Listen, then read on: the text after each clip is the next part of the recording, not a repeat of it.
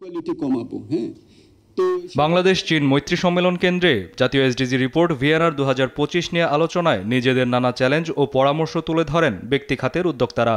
বিগত সরকারের আমলে আমরা উই টুক সামথিং, কিছু কিছু প্রজেক্টস নিয়েছে যেটা আসলে নেওয়ার কোনো দরকার হয় না, whereas we should have invested much more in our human resource development. So এই ইস্যুসগুলি যাতে আমরা ভিএনআর রিপোর্ট আমরা নিয়ে আসতে পারি। বিদেশিরা বাংলাদেশি কোম্পানিতে ইনভেস্ট করে কিন্তু বলে যে সিঙ্গাপুরে রেজিস্ট্রেশন করো, বিকজ দে থিঙ্ক যে এখান থেকে এক্সিটটা ইজি না, এবং আমাদের রুল আছে কিন্তু ইমপ্লিমেন্টেশন ইজ দ্য প্রবলেম। ব্যক্তিখাত ও পরিবেশ বান্ধব শিল্প নিয়ে বিকেএমই এর সাবেক সভাপতি ফজলুল হক বলেন, এসডিজি বাস্তবায়নে নানা ফান্ড থাকলেও তা পেতে নির্ধারিত মানদণ্ডে পৌঁছানো কঠিন। অনেক ফান্ড কিন্তু অ্যাভেলেবেল আছে, on paper you will find যে বাংলাদেশ ব্যাংক হ্যাভ $200 মিলিয়ন, অমুকে জাইকার এত ডলার। তো ওই ফান্ডে পৌঁছানোর জন্য যে ক্রাইটেরিয়াগুলো সেট করা হয়েছে সেটা একটা দুরূহ ক্রাইটেরিয়া। ব্যাপারটা এরকম, যদি বলি যে মানে আপনি মানে একটা ফান্ড দিচ্ছেন যে কাউকে মাস্টার ডিগ্রি করার জন্য, যে ফান্ডটা করা হয়েছে যে এটা যারা মাস্টার ডিগ্রি করতে চায় তাদেরকে ফান্ড দিবেন, একদম স্কুল লেভেল থেকে তাদেরকে ফান্ডিং করবেন, কিন্তু ক্রাইটেরিয়াটা এমন করা আছে যে মাস্টার ডিগ্রি হোল্ডার ছাড়া কেউ ওই ফান্ড টাচ করতে পারবে না। হ্যাঁ, সো এইরকম আমি জাস্ট সহজভাবে বলার জন্য এটা বোঝালাম যে এইরকম মানে ক্রাইটেরিয়া সেট করা আছে অনেক জায়গাতে, ফলে ওই ফান্ডগুলো খুব বেশি, আমার জানা মতে খুব বেশি ব্যবহার করা হচ্ছে না।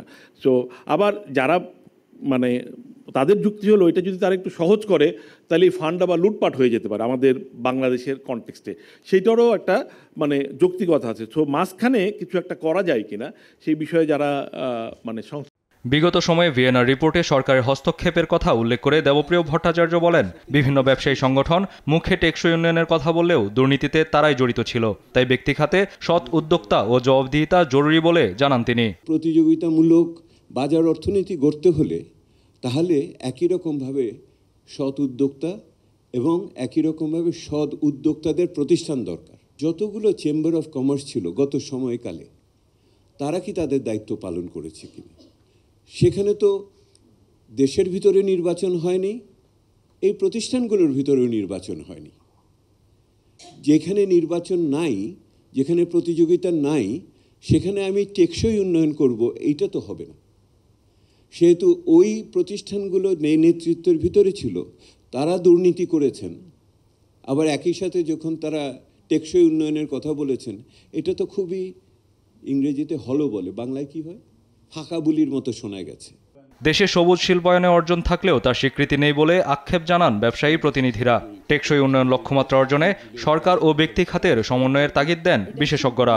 এবং কার্বন কিভাবে অফসেট করছি। কায়েস রাহাত, দেশ টিভি, ঢাকা। এই প্রতিটা ডেটা কিন্তু আসলে